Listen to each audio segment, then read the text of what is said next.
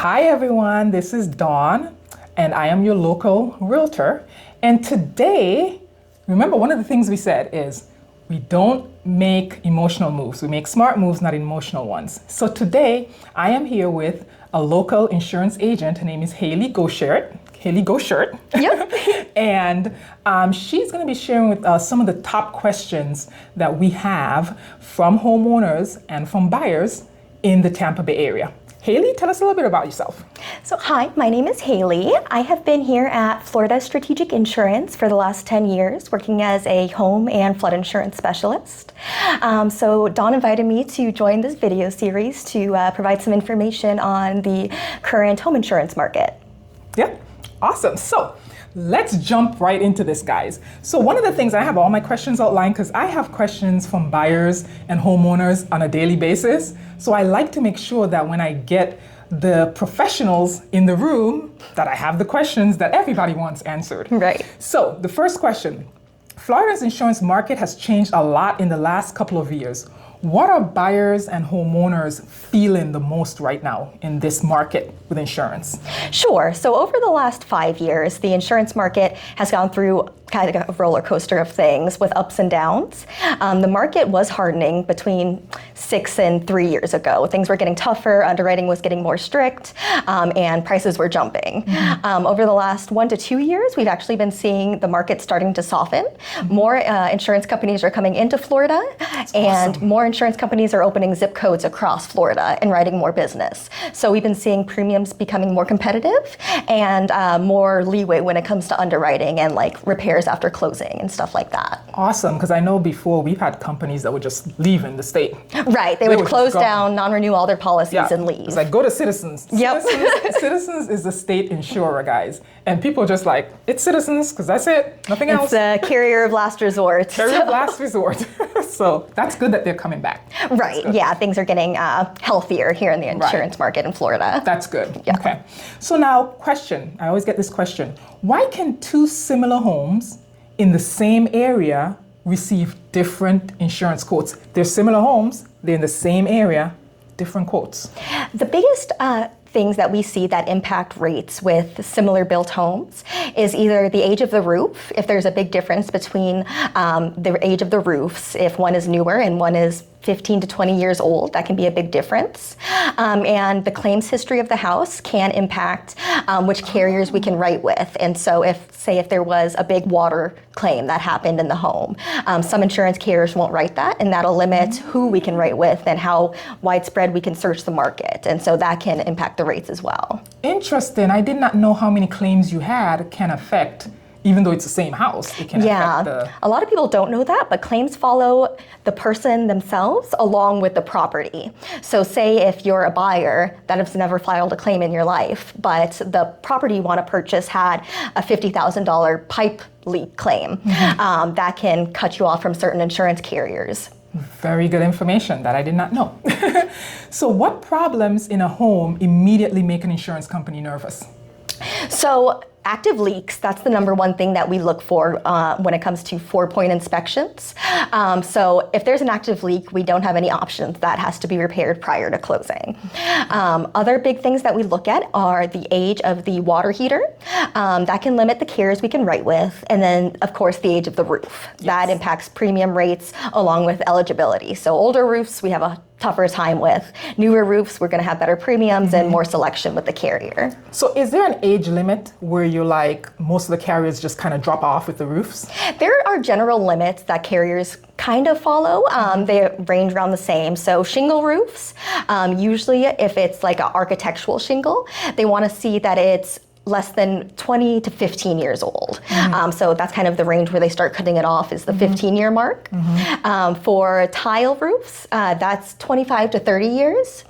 Metal roofs are 30 to 40 years. Okay. And then flat roofs that are membrane or tar and gravel type roofs, those are 10 years old. So those are the lowest life expectancy. Okay, so I've always used in my head 10 years as my number, but it can range. It can range. I just like to say 10 because, you know, that's where you get the best premiums at. Yeah. Right. So, okay, good. So it looks like I was going to ask about roof age. Is that if that's one of the biggest deal breakers? So it looks like it is. It can be. One of the. You've answered literally my next question because it can be one of the biggest deal breakers. For is sure. a roof. So besides the roof. And the water heater is an interesting thing. I had that happen with one of my clients. The water heater is working perfectly. Everything's, not a problem. Right. And the difference in pricing on insurance, just the fact that the water heater was older, Right. was, it was a lot. Yeah, it can be $1,000+. Yes. Yeah, I've seen that happen where, I have a carrier that offers a $1,500 rate for a new water heater. But if it passes that 15-year-old mark, the next best rate is going to be $2,500. And that's crazy what we have to go with. That's crazy to me because I did not realize it would affect it that much. Right, insurance carriers really look out for those water heaters because one of the most common claims here in Florida are water losses. And so once the water heater hits 15, they view that as a risk of malfunctioning. And so they cut it off. Wow. Good to know that, guys. So the other thing is, how does a 4-point, because every time a buyer buys a home and they're using insurance, they have to get that 4-point inspection. Right. So how does a 4-point inspection affect whether a buyer can get homeowners insurance in Florida? So we use the 4-point inspection to qualify a home with an insurance carrier. So that means that we look at the 4 main systems of the home that could result in a loss to make sure they're all in good condition and have the proper upgrades. So the 4-point is how we qualify it with the insurance company so that they'll write it. Right. It doesn't necessarily provide discounts, but it makes it so that we know that everything matches with the underwriting guidelines and the policy won't cancel 30 days after closing on the home. So what are the 4 main systems? The 4 main systems are the roof, the plumbing, heating and air, and the electrical system. Awesome. And I just had a client who had that where there was 2 items on the 4-point. And we got to fix those items because it's going to affect their rates. Right, yeah. Sometimes, there's situations where we can do some repairs after closing. Say if it's like a double tap breaker in the electric panel, or even if a new roof has to be put on, we have options that allow us like 30 to 60 days to get those repairs turned in. We can't do that with active leaks, but with like certain smaller items, we have options that allow us to bind the policy for closing and then get those proof of repairs to be able to continue the policy. Okay, so technically, in some situations, they can close on the home, but those items must be fixed within 30 to 60 days. Right, we have to get the proof of repairs, or underwriting will come back and say, we didn't get the repairs, we're going to cancel the policy. So it's important to stay on top of that. So what issues commonly show up? Well, we talked about that. The issues that commonly show up were the 4 main issues. Right. So we kind of covered that. Why should buyers not assume they're safe just because the home is not in a flood zone? And I have a story for that too. Oh boy, we have lots of stories for that. Stories. Why, we always think, and I used to say this, you're not in a flood zone, you're fine. Right. And that's, because the lender doesn't require it, you think that, you're at low risk, it's not going to happen. But a lot of homes, especially with Hurricane Ian that were in the ex-flood zone, got flooded.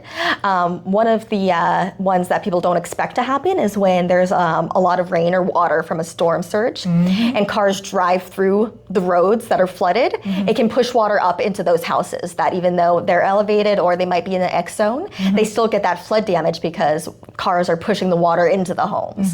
And so that's one of the scarier ones we see where people have to deal with these flood damages and they don't have flood insurance. Yes.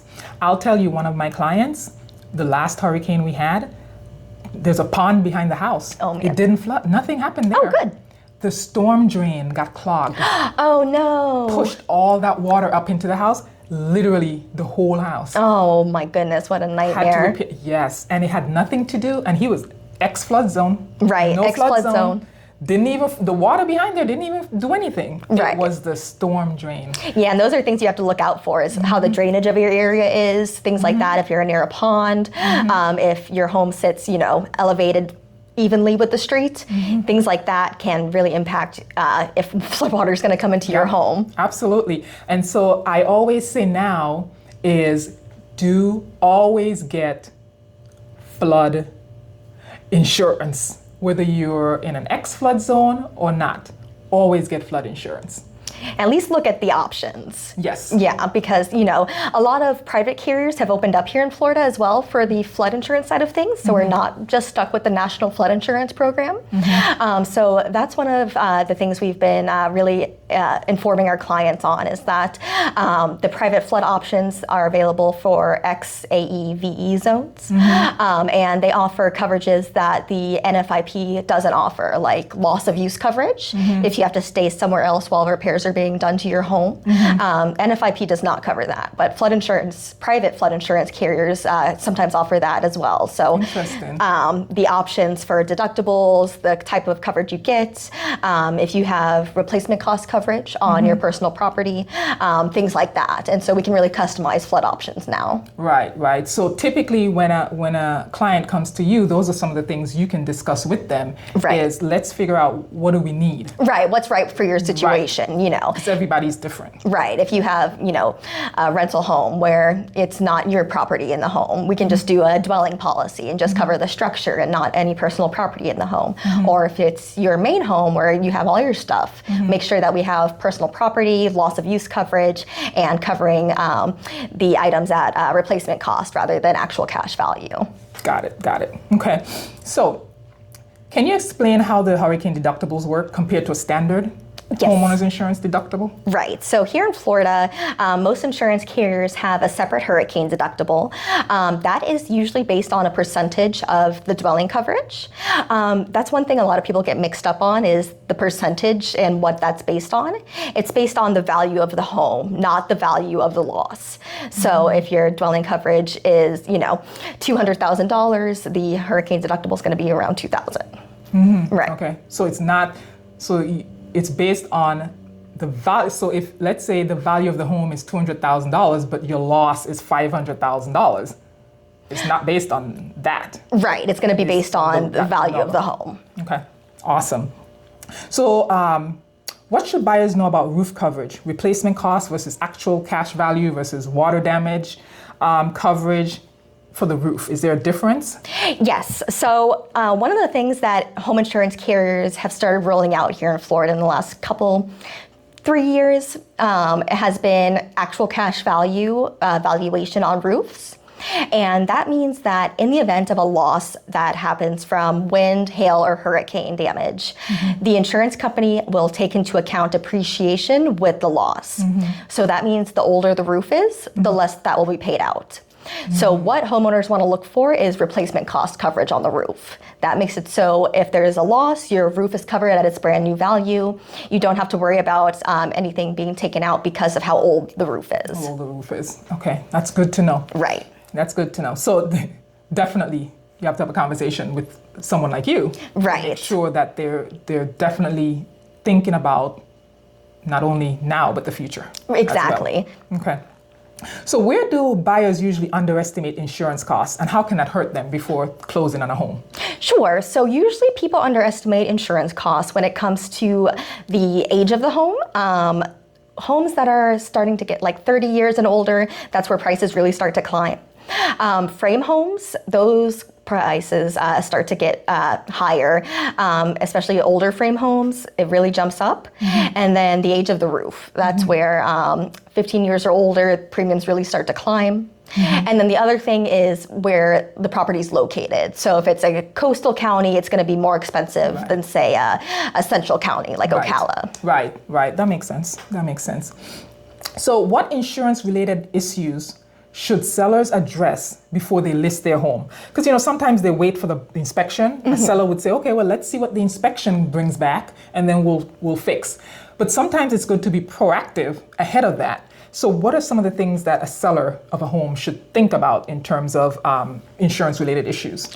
The two main things that I say they need to look at prior to posting the house for sale would be the roof condition. If there's any missing shingles, if there's an active leak, anything like that, that's definitely going to need to be addressed if the person buying is going to have a mortgage that requires insurance. Besides that, the water heater age and making sure there's no plumbing leaks. All of those things can make hard stops on your buyers searching for insurance. And the easier that part goes, the easier the sale of the home goes. Yes, if you can address those issues up front, then you feel a little bit more comfortable going into the inspection. Right, and plus you'll have more negotiating power because they won't be able to come back with all of this list of repairs that need to be done. And, right, especially if it shows up on the 4-point. Yeah, exactly. Yes. Okay. All right, so I have one more question, but let me ask you this real quick. Condos. Yes. Tell me, because we have been going through a roller coaster here in Florida with condos. So tell me, what's new in the condo world? So I know that there's been some underwriting changes on the lender side of things that I'm not super familiar with how their laws work. On the insurance side of things, condos have been getting a bit easier to write, actually. So home insurance carriers want to make sure that there is a master policy that covers damage to the exterior of the home, because condo policies only cover from the drywall in. Right. So if something happens, they're not going to cover roof damage, they're not going to cover stucco damage on the outside, just from the drywall in.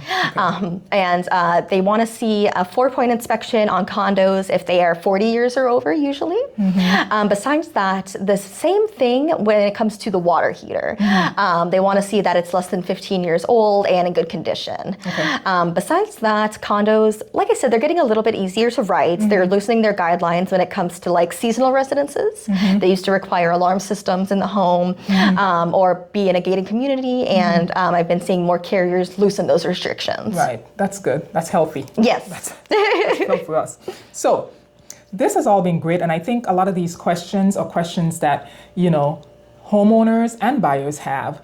And even if they don't have them, at least this is kind of something to have you thinking about what you should be looking for and what you should be asking as you move through the process, as a buyer buying a home or as a person who actually owns a home.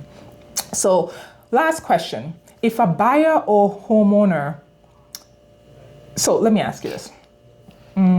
If a buyer or homeowner remembers only one thing from this conversation, what would it be? I would say look out for the age of the home and the age of the roof. Okay. I guess that's technically two things, but two things in one. The age of the systems, I guess. Yeah. Because the newer everything's going to be, the less the premium's going to be. The less the premium is. Right. Okay. Awesome.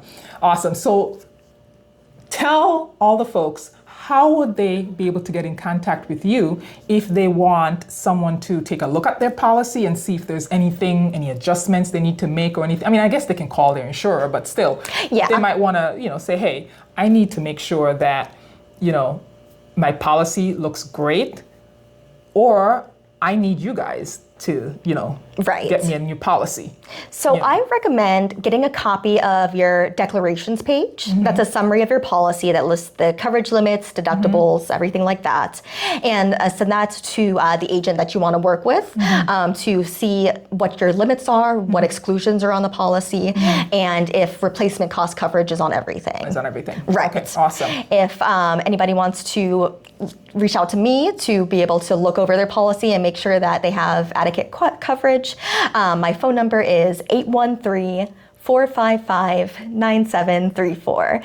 And I'm happy to review any coverages, make sure that you have the right coverage for your home, and make sure that you have replacement cost coverage on your items so you're not caught off guard when a claim happens and depreciation is taken off. Right. And so guys, the good thing about Haley is she has access to a bunch of different carriers. So she's not only just looking at one carrier, she looks at several carriers. So she's able to at least get you the best rate, because she can say, okay, well, this carrier is doing this carrier has this carrier has that, but they don't offer this, or maybe they don't offer that, but this one offers everything that, that would work best in your particular situation. So definitely reach out to Haley, reach out to me. I can connect you with her as well.